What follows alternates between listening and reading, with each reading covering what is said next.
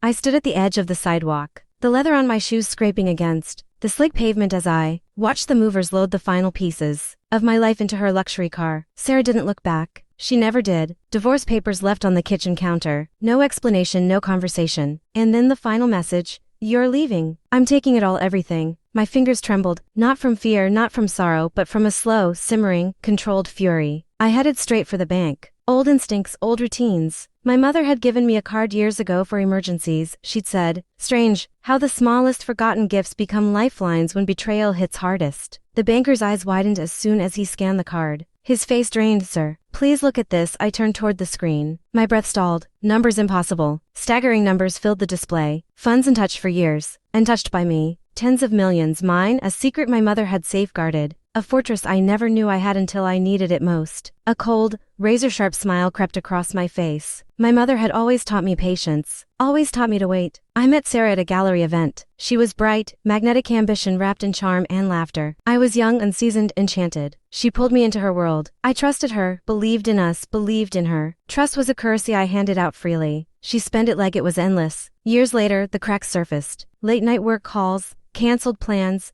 odd charges on her card. At first, I made excuses, blamed myself until I found the message on her tablet. A confession hidden inside casual conversation. Her betrayal sharp and unmistakable. Shock was a luxury I couldn't indulge. I swallowed the anger. The world doesn't pause for your pain. But strategy is born from heartbreak. So I observed quietly like a shadow. I gathered documents, reviewed contracts, memorized her schedule. I paid attention to whispers about her deals, her partners, her friends who assumed I knew nothing. I let her dismiss me, underestimate me. All I needed was time and precision. I never revealed a thing. I smiled, I nodded. I attended her events, laughed at her stories, all while assembling my quiet, invisible plan. The first domino fell with her signature on a property transfer. The second, a clause in her will she'd overlooked. Every legal step subtle, flawless. She never noticed. I didn't want chaos. I wanted refinement. I wanted inevitability. I watched her empire crumble without saying a word. Deals collapsed. Banks froze her accounts. Friends paused before calling back. Invitations disappeared. Every small disruption to her perfect facade was part of a dance only. I knew the rhythm too. And she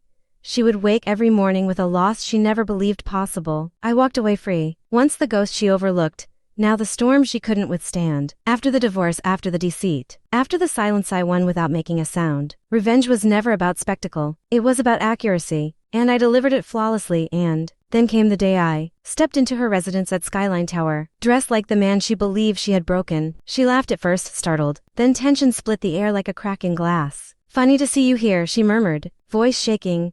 I handed her the documents, ownership transfers, legal confirmations, and the bank's verification. Her hands began to tremble. I waited. The truth washed over her in slow, brutal waves. I didn't have to speak. Her empire, her control, the illusion of power she clung to, it all belonged to me now. I let her absorb the numbers, the signatures, the shifting balance of everything she once claimed. I let her understand she had never won, not once, and never would. She had discarded Armin, thinking he was nothing. But I had been everything, silent, unseen, gathering strength. I stepped out of her tower. City lights rippled through the puddles along the street. My phone buzzed. A message from an old friend. "Are you okay?" I smiled, not a bitter smirk, not a triumphant grin, a calm, steady release, relief, justice, reclamation. I hadn't lost anything that mattered. I had gained everything she tried to take. Her betrayal lit the spark. My patience, my mind, and my mother's hidden preparation carried the fire.